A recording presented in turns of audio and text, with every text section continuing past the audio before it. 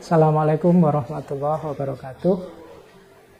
Teman-teman sekalian, kalau saya mengucapkan kata filsafat, kira-kira apa yang muncul di kepala teman-teman sekalian? Sejauh yang saya tahu, banyak yang mengesankan filsafat sebagai sesuatu yang rumit, sesuatu yang elit. Bahkan jangan-jangan ada yang punya keyakinan filsafat adalah sesuatu yang haram. Sebagai sebuah pendapat, saya kira hak setiap orang untuk suka atau tidak suka dengan filsafat. Tapi kalau kata filsafat ini saya ganti dengan istilah berpikir yang benar, mungkin pendapat teman-teman tentang filsafat akan berubah. Hakikatnya memang filsafat adalah satu disiplin kajian yang mengajarkan kepada kita cara berpikir yang benar. Di beberapa kesempatan sering saya sampaikan, orang boleh saja tidak suka dengan filsafat, tapi tidak mungkin orang tidak mau berpikir yang benar. Padahal hakikatnya filsafat itu ya berpikir yang benar itu. Jadi ada adagium dalam bahasa Arab yang teman-teman mungkin sering mendengarkan, al-insanu hayawanun natik. Manusia adalah binatang yang berpikir. Jadi berpikir adalah penciri utamanya manusia. Berarti ketika seseorang kehilangan kualifikasi dirinya dalam berpikir, dia tinggal hayawannya, tinggal unsur kehewanannya.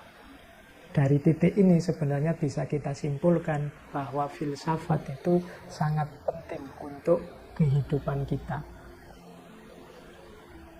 Dulu filsafat ini dihidupkan antara lain oleh para tokoh Yunani dalam rangka mengkritik cara hidup yang serba mitologis, serba mitos.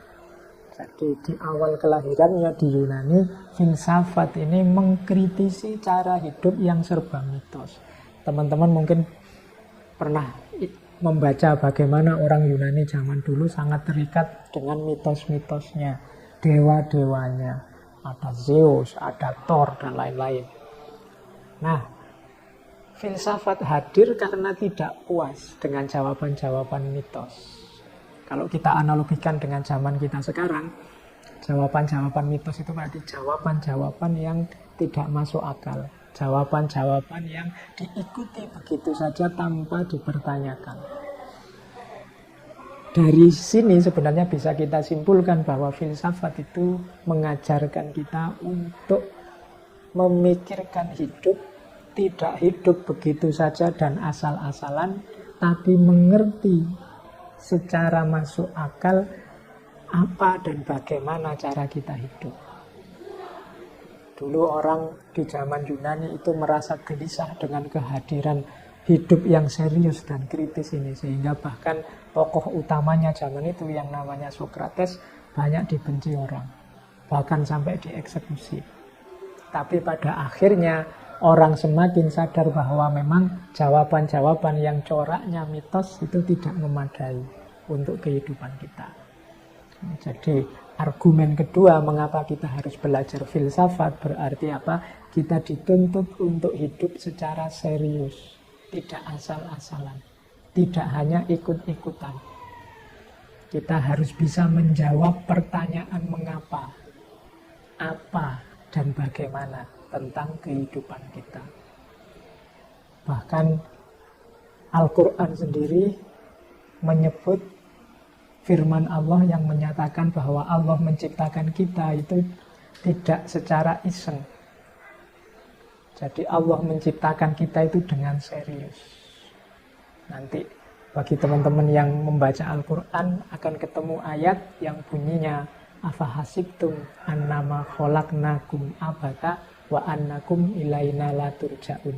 Apa engkau anggap kami ini menciptakan engkau untuk main-main saja dan engkau tidak dikembalikan pada kami? Berarti Allah menciptakan kita itu untuk serius. Ada amanah dan tujuan yang harus kita jalankan. Berarti hidup memang tidak boleh asal-asalan. Kita harus serius. Untuk menseriusi hidup inilah filsafat hadir. Makanya katanya Socrates, an unexamined life is not worth living. Hidup yang tidak diuji, hidup yang tidak dikaji secara serius adalah hidup yang tidak berharga.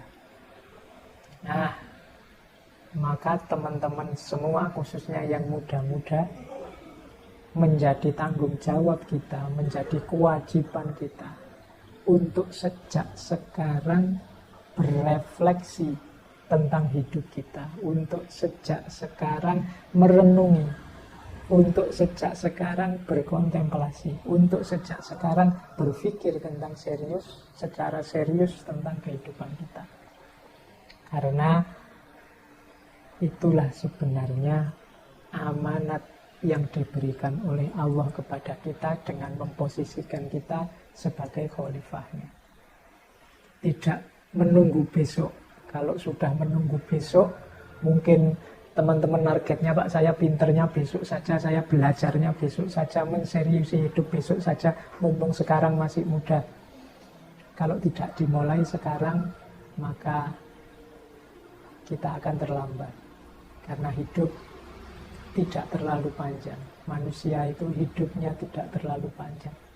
Kita mempersiapkan hari esok, itu persiapannya sekarang, tidak besok. Jadi untuk teman-teman muda, menurut saya filsafat adalah salah satu bidang yang penting untuk diselami, khususnya dalam rangka kita menseriusi hidup, dalam rangka kita mendalami hidup secara serius. Jadi teman-teman muda, sudah saatnya untuk mulai belajar filsafat. Dulu dalam sejarahnya, kalau teman-teman mau jeli, coba dilihat peradaban-peradaban besar dunia yang itu merupakan puncak-puncaknya peradaban sepanjang sejarah. Selalu saja penguasanya adalah yang menguasai ranah filsafat dan ilmu pengetahuan. Yunani dulu puncak peradaban, dan disitulah hidup dengan subur filsafat dan ilmu pengetahuan. Romawi yang nanti melahirkan peradaban besar Eropa juga begitu. Islam dulu jadi penguasa, jadi puncaknya peradaban dunia ketika filsafat dan ilmu pengetahuan itu. Dan sampai hari ini, di mana peradaban jaya, disitulah filsafat dan ilmu pengetahuan itu.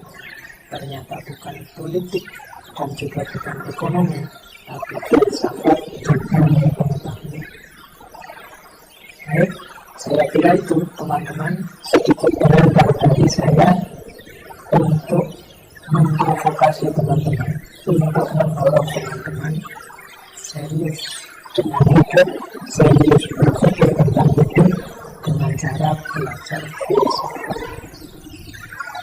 Saya akhiri sekian, sedikit pemancing dari saya. Yang lebihnya maaf. Wassalamualaikum warahmatullahi wabarakatuh.